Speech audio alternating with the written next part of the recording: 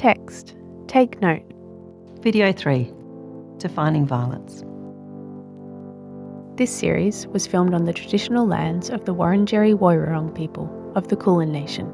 We pay our respects to Aboriginal and Torres Strait Islander peoples, past and present, and we value Aboriginal and Torres Strait Islander histories, cultures and knowledge. The host in this video, Talie, speaks individually while seated within a studio.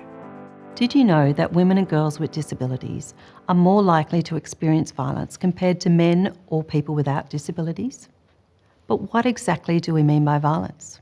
In this video, we'll define violence and what drives violence. A warning, some content in this video may be confronting to hear. If you need support at any time, you can call 1-800-RESPECT on 1-800-7377-32 or download 1-800-RESPECT's Sunny app from Google Play or the App Store. What is violence? Violence isn't just about physical harm. It can come in many forms and might not always be obvious. It includes things like threats, abuse and neglect that can hurt someone physically, emotionally, mentally and financially. Even systems like law or healthcare can be part of the problem. Violence might happen once or regularly over time.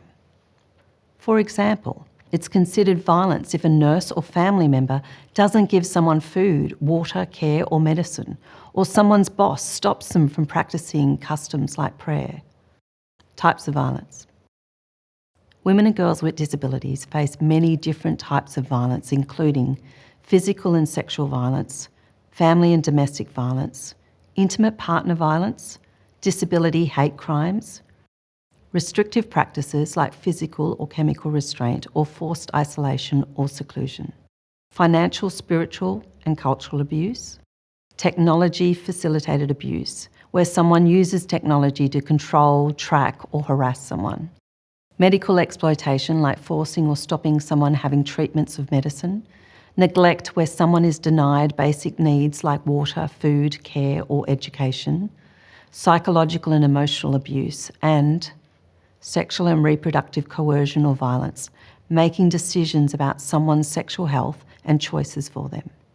Did you know women and girls with disabilities experience sexual and reproductive violence more often than others? They may be forced to take contraception or have an abortion, and they are 10 times more likely to have their children taken away from them because they have a disability. Sadly, in Australia, this kind of violence is allowed and still occurs.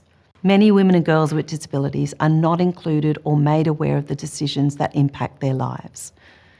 These forms of violence can have serious and long-term impacts on people's lives, from their health to their ability to make choices about their own bodies. What drives violence? Violence against women and girls with disabilities is a social problem. It is driven by unfair, discriminatory beliefs about disability and gender. These beliefs combine and make it easier for people to hurt women and girls with disabilities, whether it's denying them their basic rights or controlling their bodies.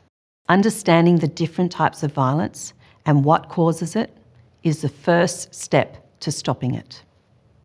Text. This video is part of a suite of Changing the Landscape practice resources, produced in partnership by Our Watch and Women with Disabilities Victoria, and supported by the Australian Government Department of Social Services. We thank every project participant that has helped to make this practice resource series. Thank you for generously and boldly sharing your experiences, expertise, and for your leadership in calling for much needed change. Visit ourwatch.org.au or search Changing the Landscape online to find out more about our work and steps everyone can take to prevent violence against women and girls with disability. Violence is not inevitable, it is preventable. Our Watch, Women with Disabilities Victoria.